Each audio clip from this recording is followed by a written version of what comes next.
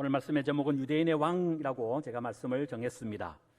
사실 이 장의 내용들은 우리가 성탄절 쯤에 우리가 한번 들을 수 있는 그런 말씀의 내용인데요. 성탄절의 절기와 아직 멀리 남아 있습니다만은 미리 또 성탄절 준비한다는 마음으로 또 마태복음을 순서대로 강의하다 보니까 할 수 없이 오늘 이 본문의 말씀을 우리가 함께 접하게 되어졌습니다. 유대인으로 왕으로 오신 아기 예수님에 대한 특별히 오늘 본문에는 두 가지의 사람들이 각기 다른 반응을 하고 있는 관점으로 오늘 말씀을 좀 살펴보고자 합니다. 한쪽은 동방 박사들이고요, 또 반대쪽에는 헤롯 대왕이 아기 예수님의 탄생에 따르는 반응들을 보이고 있습니다. 먼저 이들의 반응들을 우리가 확인하기 이전에 아기 예수님의 탄생의 의미가 뭐냐? 아기 예수님의 탄생이 가지고 있는 의의가 있다면 그게 뭘까라고 하는 거예요. 장로님도 기도 중에 그런 말씀하셨습니다마는 왜 예수님께서 그 높고 높은 하늘 보좌를 버리시고 이 땅에 낮고 낮은 인간의 몸으로 탄생하실 수밖에 없었을까라고 하는 거죠. 먼저 이것을 조금 확인하는 것이 좋을 것 같아요. 오늘 마태복음 2장 속에서는 크게 두 가지를 우리가 말씀하고 있습니다. 그러나 이 두 가지는 마태복음 2장에만 국한된 증언의 말씀이 아니라 사실 성경 전체에 걸쳐서 아기 예수님의 탄생의 의미가 뭐냐, 왜 예수님이 이 땅에 탄생하셨는가라고 하는 해답의 말씀으로 주시는 것이다 라고 볼 수가 있습니다. 첫 번째 그 의의가 뭐냐? 4절입니다. 4절 읽어볼까요? 시작. 왕이 모든 대제사장들과 백성의 서기관들을 모아 그리스도가 어디서 나겠느냐 물으니, 그리스도가 나오죠. 그리스도라고 하는 것은 헬라어입니다. 이것을 이제 구약의 히브리어로는 메시아라고 얘기하는데요. 그리스도 두 가지의 의미의 뜻이 있습니다. 먼저 일반 명사로서 그리스도의 의미의 뜻은 기름 부음을 받은 자다라고 하는 뜻을 가지고 있습니다. 여러분, 구약의 기름 부음을 받음을 통하여 하나님 앞에 세워지는 세 직분자가 있습니다. 누굽니까? 왕, 제사장, 선지자들이 바로 그들이죠. 그리고 예수님께서 그리스도 기름 부음을 받은 자라고 하는 것은 말 그대로 구약의 왕으로, 선지자로, 제사장으로 오셨다라고 하는 거예요. 근데 거기 앞에 수식어가 하나 붙어야 돼요. 참 왕, 참 선지자, 참 제사장으로 오신 그분이 누구라고요?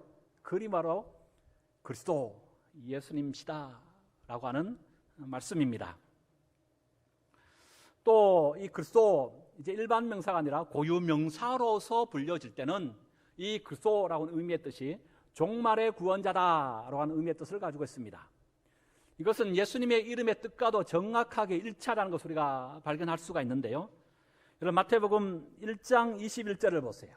1장 21절 예수님의 이름의 뜻을 이렇게 증언하지요. 21절 읽어봅니다. 시작. 아들을 낳으리니 이름을 예수라 하라. 이는 그가 자기 백성을 그들의 죄에서 구원할 자이심이라 하시니라. 예수님의 이름의 뜻이 뭐라고요? 자기 백성을 그들의 죄에서 구원할 자, 죄에서 구원할 자. 그리스도의 고유 명사로서의 의미의 뜻은 종말의 구원자, 죄에서 구원할 자, 종말의 구원자. 의미가 똑같다는 것을 우리는 확인해 볼 수가 있습니다. 이것이 첫 번째 아기 예수님께서 이 땅에 탄생하신 의미다라고 볼 수 있습니다. 곧 다른 말로 얘기하면 우리를 죄로부터 구원할 종말의 구원자로 오셨다라고 하는 것이지요. 두 번째 또 의미가 있습니다. 6절입니다. 6절을 볼까요? 시작. 또 유대 땅 베들레헴아 너는 유대 고을 중에서 가장 작지 아니하도다. 내게서 한 다스리는 자가 나와서 내 백성이 이스라엘에 뭐가 된다? 목자가 되리라 하였습니다. 미가서 5장 2절의 인용의 말씀이라고 지난주에 함께 우리 살펴보았죠. 여기에 특별히 주목할 단어가 있다면 목자입니다. 목자. 시편 23편에 다윗은 이 목자를 앞에다가 하나 수식을 더 붙입니다. 목자는 목자되 어떤 목자? 선한 목자로 오셨다는 거예요. 여러분, 그렇습니다. 예수님께서 이 땅에 오신 것은 바로 종말의 구원자로 오셨다는 거예요. 그리하기에 우리는 어떻게 구원 안 받습니까? 종말의 구원자이신 예수 그리스도를 믿는 믿음으로 이미 우리는 구원 안 받게 된 줄로 믿습니다. 중요한 것은요, 예수님께서 우리가 그분을 믿음으로 구원 안 받는 것으로 끝나지 아니하시고 우리에게 영원한 생명, 구원을 주신 것으로 끝나지 아니하시고 그저 구원하시고 나서 하늘로 승천하셔서 너희들의 삶은 이제 알아서 살아 라고 하늘 높은 영광의 보좌 가운데 다시 올라가 뒷짐지고 에헴하고 그저 지켜만 보고 계신 분이 결코 아니라고 하시는 말씀이에요. 여기 선한 목자가 되신다는 의미는 어떤 의미입니까?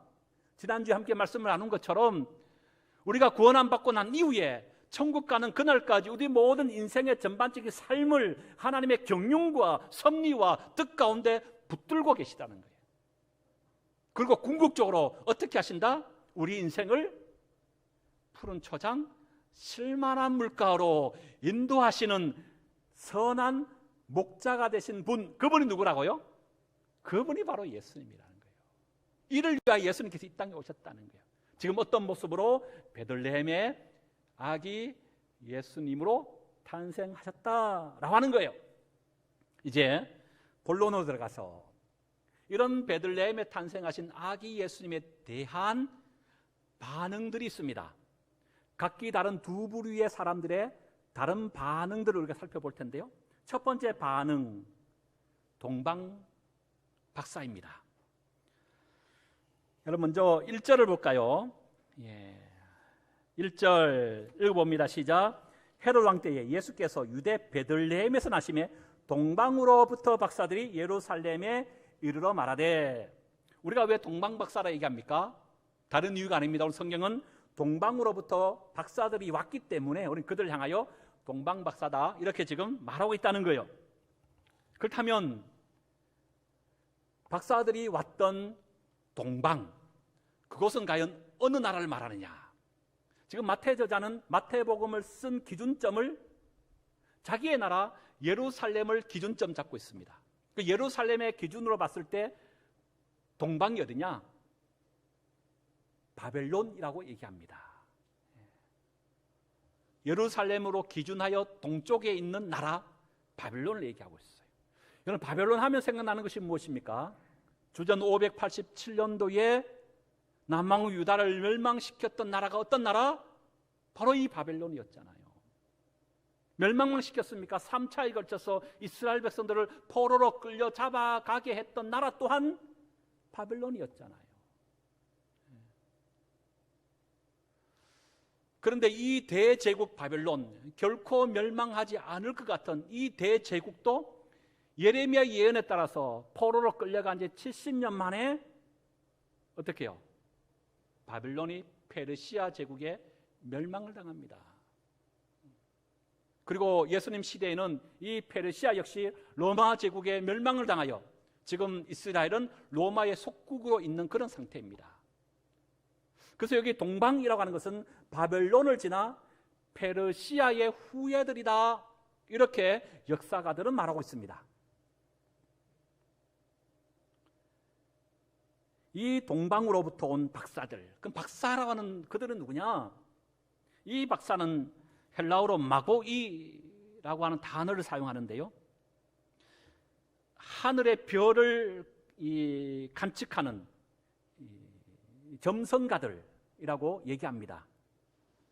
바로 하늘의 해와 달과 이 별들을 관측하면서 이 기륭하복, 소위 뭡니까? 개인과 나라의 운명을 점치는 소위 점쟁이와 같은 그런 이들이라고 얘기하고 있습니다. 그러나 우리가 생각하는 그런 단순한 점쟁이들이 아닙니다. 교회 전승에 따르면 이 마고이는 왕들이었다라고도 전해주고 있습니다. 천문학과 점성학에 해박한 지식을 가지고 있는 그 당시의 현인 지혜자들이었습니다. 이들은 왕의 측근에 서서 왕과 함께 왕정을 논했던 굉장한 고위 관료직에 있었던 그런 이들이 바로 마고이 박사들이었다고 하는 거예요. 성경에 대표적인 한 인물이 있습니다. 바로 다니엘이었습니다. 다니엘 2장 48절, 왕이 이에 다니엘을 높여 귀한 선물을 많이 주며 그를 세워 바벨론 온 지방을 다스리게 하며 또 바벨론 모든 지혜자들의 어른을 삼았으니, 어른은 기억 성경에 보면 우두머리로 번역해요. 지혜자들의 우두머리다. 그럼 지혜자가 누굽니까? 바로 바벨론의 박수와 술객들, 소위 마고이들을 얘기하고 있는 거예요. 모든 마고이들의 마고이, 마고이들의 어른, 마고이들의 우두머리, 그가 누구였다고요? 그가 다니엘이었다는 거예요. 중요한 것은 이 박사들이 지금 자기 나라의 왕이 태어남을 알고 온 것이 아닙니다. 남의 나라, 그것도 이역 멀리 떨어진 곳에 있는 작은 약소국, 그것도 지금 로마의 속국 가운데 있던 유대 나라의 왕이 탄생했음을 알고 축하하기 위하여 왔다고 하는 거예요. 페르시아, 지금은 로마의 속국 가운데 있습니다마는 지형적으로 보면 페르시아로부터 온 동방 박사들이었으니까 페르시아를 기준으로 예루살렘까지 거리를 환산해 보면 약 한 3,200km나 된답니다. 별로 안 놀라시죠? 네. 3,200km. 네. 그 당시에 교통수단은 뭐 되게 도보로 많이 걸어갔으니까요. 적어도 수개월, 많게는 뭐 1년 이상으로 걸어가야만 도달할 수 있는 먼 거리라고 하는 거예요. 그 먼 거리를 행보하며 올 때에 수많은 도적이나 강도의 위험, 독사나 맹수의 위험, 강의 위험, 나아가서 풍토병의 위험을 무릅쓰고 이런 위험천만한 길로 와야만 했던 그 여정이 동방박사들이 왔던 그 길이라고 하는 거예요. 그런데 이들은 어떻게 한 겁니까? 이 모든 생명의 위협을 무릅쓰고 예루살렘까지 지금 오게 되었다는 겁니다. 이들은 과연 그럼 어떻게 여기까지 온 것일까요? 2절입니다. 2절 다시 볼까요? 시작. 유대의 왕으로 나신 이가 어디 계시냐? 우리가 동방에서 그의 멸 보고 왔다고요? 별을 보고 왔다는 거예요. 별을 보고 여기까지 왔다는 겁니다. 알레스 부인 영어 성경에 보면 우리가 그 별이 떠오르는 것을 보았다라고 되어 있습니다. 그러나 동방 박사들은 별을 관측하는 이들답게 그 별을 보는 순간 예사롭지 않은 별이라는 것을 직감하게 된 거예요. 이것은 왕의 탄생을 알리는 별이구나. 그건 알게 되었다고 하는 것이죠. 로마서 1장 20절 이렇게 얘기합니다. 창세로부터 그의 보이지 아니하는 것들 곧 그의 영원하신 능력과 신성이 그가 만드신 만물에 분명히 보여 알려졌나니 그러므로 그들이 핑계하지 못할지니라. 하나님의 능력과 신성이 하나님이 만드신 만물 곧 모든 피조 속에 깃들어 놓으셨다는 거예요. 그 중에 하나 어디도 예외할 수 없다? 하늘의 별도 예외할 수 없다고 하는 거예요. 이에 시편 19편에 다윗은 이렇게 고백합니다. 하늘에 하나님의 영광을 선포하고 궁창이 그의 손으로 하신 일을 나타내는도다. 날은 날에게 말하고 밤은 밤에게 지식을 전하니 언어도 없고 말씀도 없으며 들리는 소리도 없으나 그의 소리가 온 땅에 통하고 그의 말씀이 세상 끝까지 이르도다. 하나님이 해를 위하여 하늘에 장막을 베푸셨도다. 해는 그 신방에서 나오는 신랑과 같고 그의 길은 달리기 기뻐하는 장사 같아서 하늘 이 끝에서 나와서 하늘 저 끝까지 운행하며 그의 열기에서 피할 자가 없도다. 일반 계시를 얘기하죠. 하늘에 있는 해와 달과 별을 바라보고 창조주 하나님의 거룩한 섭리와 손길을 경험했던 다윗은 하나님의 이름을 높이고 있다고 하는 거예요.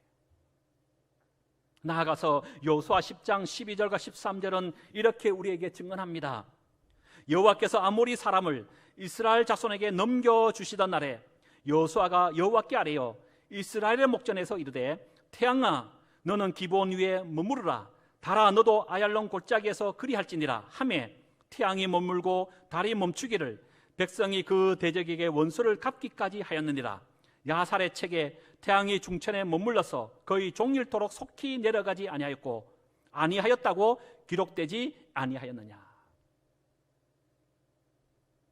바로 하나님께서 아모리와 여호수아 이스라엘 백성과의 전쟁을 벌일 때 여호수아를 중심으로 한 이스라엘 백성을 어떻게 승리로 이끌었느냐? 해와 달을 멈추게 하시면서까지 이스라엘 백성을 승리케 하셨다라고 하는 말씀이에요. 열왕기하 20장에도 나옵니다. 히스기야가 죽을 병이 걸렸습니다. 그런데 하나님 앞으로 그가 응답을 받죠. 죽지 않고 네가 산다. 네가 치유받고 건강을 회복하실 것이다. 히스기야는 믿지 못했습니다. 그래서 이스라엘을 통하여 하나님께 이렇게 묻는 겁니다. 그러면 내가 죽지 않고 산다고 하는 그 증표를 내게 보여주십시오. 이때 하나님은 이사야를 통해 이렇게 말씀하십니다. 열왕기하 20장 8절과 11절. 히스기야가 이사야에게 이르되 여호와께서 나를 낫게 하시고 3일 만에 여호와의 전에 올라가게 하실 무슨 징조가 있나이까? 이사야가 가로되 여호와의 하신 말씀을 응하게 하실 일에 대하여 여호와께로서 왕에게 한 징조가 이 말이다. 해의 그림자가 10도로 나아갈 것이니까 혹 10도를 물러가게 것이니까. 히스기야가 대답하되 그림자가 10도로 나아가기를 시우나 그리할 것이 아니라 10도가 물러갈 것이니다. 11절 이렇게 얘기합니다. 선지자 이사야가 여호와께 간구하며 아하스의 일령표 위에 나아갈 때 해의 그림자가 10도를 물러가게 하셨더라. 여러분, 1년의 구약의 이런 구절을 통하여 우리는 뭘 발견합니까? 하나님께서 얼마든지 해와 달과 별을 통하여 당신의 뜻을 계시하시는 도구로서 사용하고 계시더라는 거예요. 그러기에 지금 동방박사들은 이 하늘의 별, 이거는 평소에 떠오르는 별과 무슨 다른 별인 거예요. 그 별을 보는 순간 아, 이거 예사롭지 않은 별이구나. 왕의 탄생을 알리는 별이라는 것을 그들은 직감할 수 있었다는 거예요. 그러나 우리의 의문은 그렇다고 완전히 해소되는 것은 아닙니다. 왜요? 아무리 왕의 탄생을 알리는 특별한 별이 떠오른다 할지라도 그 별이 어떻게 유대의 왕의 탄생을 알리는 별이라는 것을 그들이 알았을까 하는 거예요.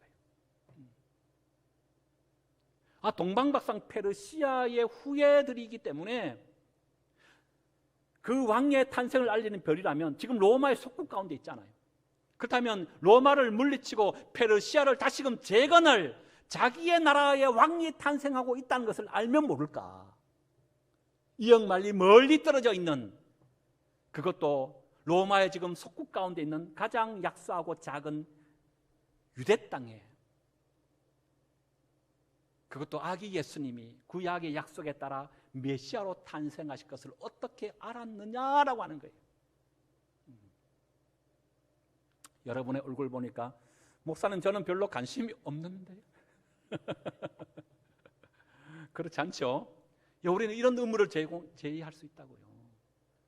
어떻게 그들이 왕의 탄생을 알리는 별까지는 뭐 이해한다 할지만 그것이 어떻게 자기의 나라의 왕이 아니라 유대를 다스리는 왕이 탄생한 그 별이라는 것을 알 수 있었을까라고 하는 거예요. 오늘 성경은 9절에 보면 이 별이 왕의 탄생을 알리는 별로서 베들레헴까지 인도했다라고 그렇게 얘기하고 있습니다만 그걸 가지고는 설명이 좀 부족할 것 같아요. 민수기 24장 17절 이렇게 얘기합니다. 한 별이 야곱에게서 나오며 한 규가 이스라엘에게서 일어난다. 한 별이 야곱에서 나온다는, 이 별은 뭘 얘기합니까?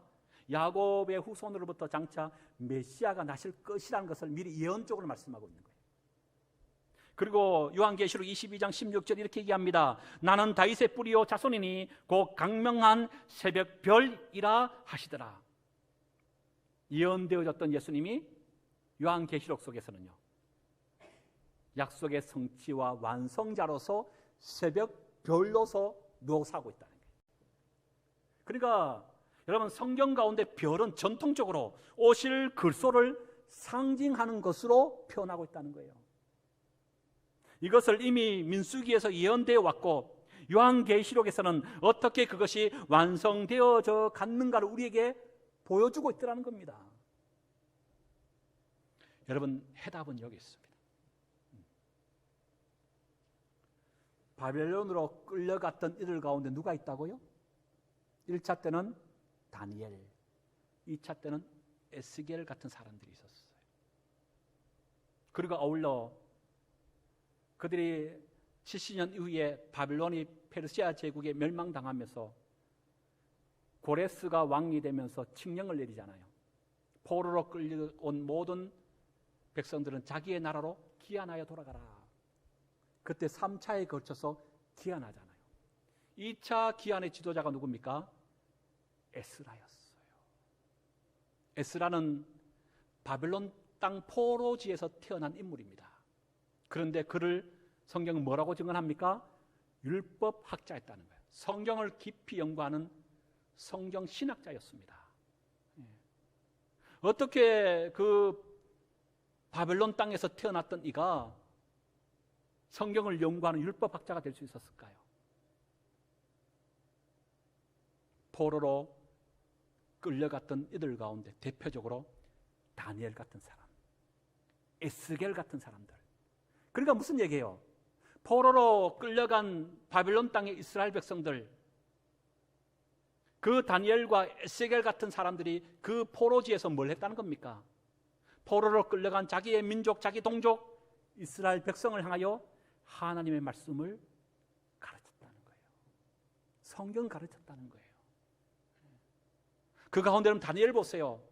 다니엘은 바벨론을 넘어 페르시아 제국에 이르기까지 그 영향력을 끼치는 높은 간직에 계속 있었던 인물이라고 성경은 말하잖아요.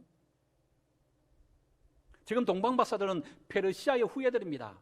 아마 다니엘이 그 당시에 높은 선한 영향을 끼쳤던 인물이기 때문에 학식과 학문에 대한 열의와 열정이 강했던 이런 마고이 박사들은 틀림없이 다니엘의 얘기를 한번 들었을 거예요. 그리고 그가 가르치고 전했던 성경의 말씀을 듣고 성경이 어떤 내용인가? 아마 모세 오경에 대한 풍부한 연구와 아마 지식을 일찍이 익히고 알고 있었을 것으로 볼 수 있다는 것이죠. 그래서 결론적으로 얘기하면 무슨 얘기예요? 하늘에 별이 떠왔을 때 이거는 예사롭지 않은 별이다. 왕의 탄생을 알리는 바로 별이다. 그 왕은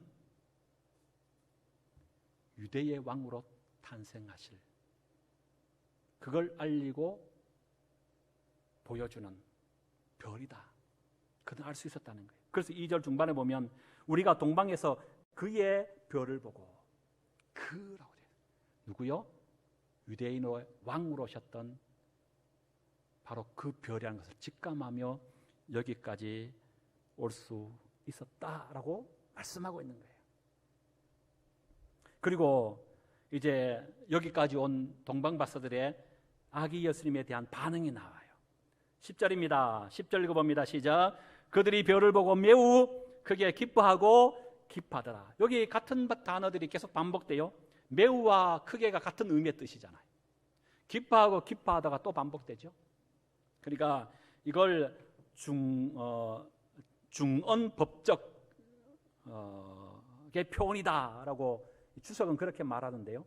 한마디로 얘기하면 지금 동방박사들은 아기 예수님의 탄생을 목격하면서 기쁨이 최고죠. 기쁨이 지금 절정에 지금 이루고 있다라는 것을 얘기하고 있는 거예요. 여러분, 인생을 살아가면서 가장 기뻤던 때가 언제입니까? 그때를 연상해 보세요. 지금 동방박사들의 기쁨이 그때의 기쁨이라는 거예요.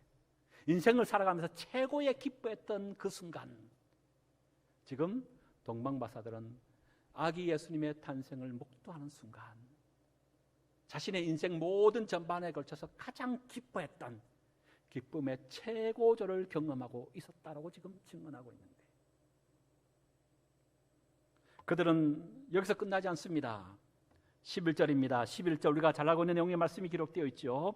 11절 시작. 집에 들어가 아기와 그의 어머니 마리아가 함께 있는 것을 보고 엎드려 아기께 경배하고 보배합을 열어 뭘 드려요? 황금과 유황과 모략을 예물로 드린다. 이 세 가지는 왕이 받으시기 합당한 예물들이라고 얘기합니다.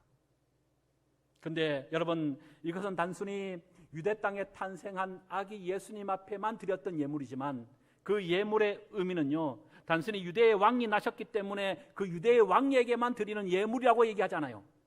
성경의 전반적인 의미를 바라봤을 때 이 동방으로부터 온 박사들이 드렸던 이 예물의 의미는요, 바로 유대의 왕만이 아니라 이방의 왕으로, 온 민족의 열방의 왕으로 오신 예수님 앞에 드렸던 예물이라고 그렇게 얘기를 하고 있습니다. 이것이 동방박사들이 아기 예수님의 탄생에 대한 그들의 반응이었어요. 사랑하는 여러분, 나의 왕은 누구십니까? 예수님만이 나의 왕이 맞습니까? 동방박사들이 예수님께 나와 그분에게만 경배한 것처럼 우리도 만왕의 왕이시오 만주의 주이신 예수님께만 나와 예수님께만 경배하는 저와 여러분 되어야 될 줄로 믿습니다. 그리고 어떻게 해야 돼요? 여러분, 예수님이 내 안에, 내가 예수님 안에 있음에 기쁨을 누리고 있습니까? 구원의 감격을 누리고 있느냐고 하는 거예요. 환경에 지배당하고 사항에 내몰림 당하고 감정에 빠져서 요동치는 그런 신앙인 말고 어떤 환경과 상황 속에서 절대적인 하늘로부터 내려오는 그 평강, 그 기쁨을 누리고 있느냐는 거예요. 코로나 전국 속에 여러분, 이거 우리 회복돼야 되는 거 아닙니까? 여러분, 우리가 열어야 할 보배합이 있다면 그게 뭘까요? 깨트려야 될 옥합이 있다면 그게 뭘까요? 내 생명마저도 주님 영광 위하여 주님 필요하시다면 이 생명마저도 드릴 수 있는 그런 믿음이 우리 가운데 있어야 될 줄로 믿습니다. 이것이 헤롯이 아기 예수님에 대한 반응이었어요. 두 번째 반응, 동방 박사들이 아기 예수님께 보인 반응이었습니다. 두 번째 반응인데요, 반대의 반응이 나옵니다. 헤롯 대왕의 반응이 나와요. 1절에 보면 헤롯 왕 때에라고 되어 있고 3절로 보면 헤롯 왕과 이렇게 헤롯이 나와요. 그렇다면 이 헤롯은 누군가? 그는 유대인의 왕이었지만 사실 그는 유대인이 아니었습니다. 이들은 에서의 후손인 에돔 족속 이둠의 사람이었습니다. 우리 지난 수요 기도회 때 헤롯 가계도의 아주 복잡한 그런 내용들을 함께 우리가 공부할 수 있었는데요, 이 헤롯 대왕은 유대 행정장관이었던 그의 아버지 안티파테르의 정치적인 영향을 받아서 그가 왕이 되었습니다. 당시 유대는 로마 속국으로 있었기 때문에 유대의 왕의 임명은 절대적으로 로마 황제의 고유한 권한이었습니다. 그래서 이 헤롯은 유대의 왕이 되기 위하여, 그리고 왕이 된 이후에도 끊임없이 엄청난 양의 뇌물을 로마 황제들에게 바쳤다는 거예요. 그에게는 10명의 아내가 있습니다. 그런데 모두 정략 결혼이었습니다. 첫 번째 아내는 자신과 동일한 에돔 출신 도리스라고 하는 여인과 결혼했는데요, 정치적인 이유로 나중에 이 여인과 이혼을 합니다. 그리고 이 도리스로부터 낳은 아들이 있었는데 그 아들에게 자신의 왕권을 물려줄 계획을 갖고 있었지만 이 아들도 나중에 그가 살해하고 맙니다. 두 번째 아내를 맞이합니다. 그는 이방인이기 때문에 자신의 신분을 한 단계 업그레이드하기 위해서 유대의 전통 가문인 레위지파 제사장인 마카비 가문의 출신 미리암네와 결혼합니다. 그리고 두 아들을 낳습니다. 그런데 나중에 이 두 번째 아내와 이 두 아들마저도 그는 살해하고 맙니다. 헤롯은 이처럼 자신의 왕권을 위협하는 그 누구든, 심지어 그가 아내라 할지라도, 또 나아가서 아들이라 할지라도 죽여버리는 아주 잔인하고 포악한 왕이었습니다. 한편 헤롯은 유대인들에게 한심을 사기 위해서 무려 예루살렘 성전을 46년에 걸쳐서 재건축하게 합니다. 우린 이 성전을 헤롯 성전이라 그렇게 지금 부르고 있습니다. 한마디로 헤롯은 자신의 왕권을 위해서 인간으로 할 수 있는 모든 일을 했고, 반대로 인간으로 도저히 할 수 없는 짐승 같은 짓도 서슴지 않고 행했던 인물, 그가 누구냐? 그가 바로 헤롯이라고 하는 거예요. 바로 아기 예수님은 이 헤롯이 유대를 다스리는 실질적인 왕으로 있을 때에 탄생하셨다는 거예요. 그렇다면 헤롯이 아기 예수님의 탄생에 대하여 어떤 반응을 보였을까? 우리 나름 짐작할 수 있죠. 2절과 3절입니다. 2절과 3절 봅니다. 시작. 유대인으로 왕으로 나신 이가 어디 계시냐? 우리가 동방에서 그의 별을 보고 그에게 경배하러 왔노라 하니 헤롯 왕과 온 예루살렘이 듣고 소동한지라. 여기 주목할 단어가 있습니다. 소동이라고 한 단어예요. 이 소동이란 단어가 지금 헤롯이 아기 예수님의 탄생에 대한 그의 마음을 가장 잘 드러내고 있는 단어예요.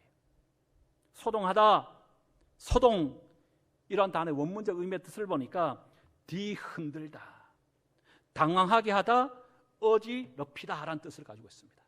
왜요? 헤롯의 입장에서는 지금 하늘의 태양이 두 개가 된 거예요. 7절과 8절입니다. 읽습니다. 시작. 이에 헤롯이 가만히 박사들을 불러 별이 나타난 때를 자세히 묻고 베들레헴으로 보내며 이르되 가서 아기에 대하여 자세히 알아보고 찾거든 내게 구하여 나도 가서 그에게 뭐하라? 경배하게 하라. 나도 아기를 찾으면 내가 그 아기께 경배하겠다. 그러나 중요한 것은 여러분, 이것이 헤롯의 본심일까요? 아니라고 하는, 그의 본심은 따로 있습니다. 16절입니다. 16절 있습니다. 시작. 이에 헤롯이 박사들에게 속은 줄 알고 심히 노하여 사람을 보내어 베들레헴과 그 모든 지경 안에 있는 산의 아이를 박사들에게 자세히 알아본 그때를 기준하여 2살부터 그 아래로 다 죽이니라. 이것이 헤롯의 본 마음이었습니다. 말씀을 마칩니다. 아기 예수님의 탄생에 따른 두 부류의 사람들의 각기 다른 반응. 동방박사들은 크게 기뻐하며 보배합을 열어 왕이 받으시기 합당한 예물들을 드리면서 경배했다라고 말하고 있습니다. 그러나 반대로 헤롯 왕은 소동하며 아기 예수를 죽이려고 했음을 말씀하고 있습니다. 유대인으로 왕으로 오신 이가 어디 계시냐? 여러분, 오늘 나의 왕은 과연 누구입니까? 왕이신 예수님에 대한 나의 반응은 어떻습니까? 우리는 왕 되신 예수님 앞에 어떤 신앙의 태도로 일관하고 있습니까? 혹여 헤롯 대왕처럼 나의 욕망과 야망을 이루기 위한 수단으로 혹여 신앙생활을 하고 있는 것은 아닌지, 아니면 정말 동방박사들처럼 예수님의 탄생의 그 의미의 깊이를 깨닫고 예수님 한 분만을 위하여 기뻐하고 즐거워하며 그분께 엎드려 경배하며 내가 가지고 있는 가장 소중하고 귀한 것을 아낌없이 드리는 참된 믿음의 자리에 서 있는가라고 하는 거예요. 사랑하는 여러분, 우리는 헤롯이 아니라 동방박사들의 삶을 쫓아 이런 믿음의 반응, 하나님이 기뻐하시는 믿음의 자리에 설 수 있는 소망의 모든 공동체, 저와 여러분 될 수 있을 주의 이름으로 기원합니다.